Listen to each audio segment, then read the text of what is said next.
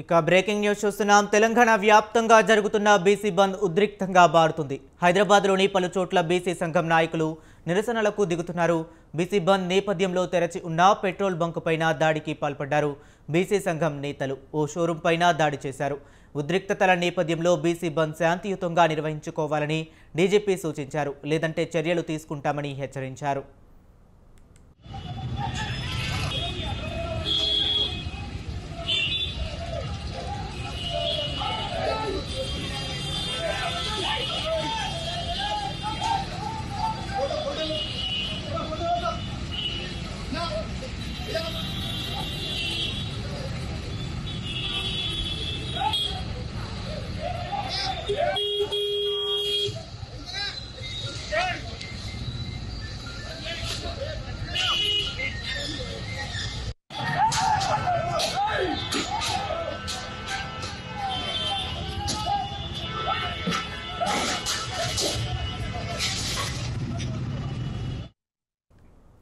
ఇక తెలంగాణ వ్యాప్తంగా జరుగుతున్న బీసీ బంద్ ఉద్రిక్తంగా మారుతుంది.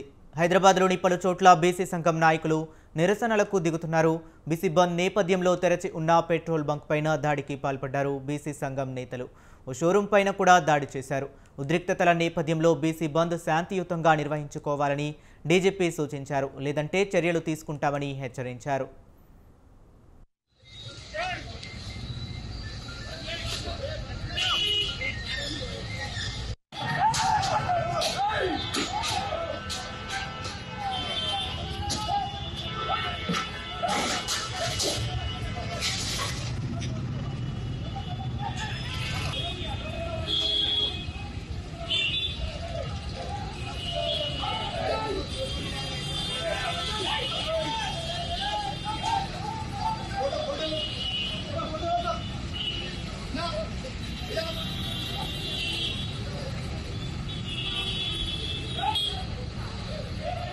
Yeah.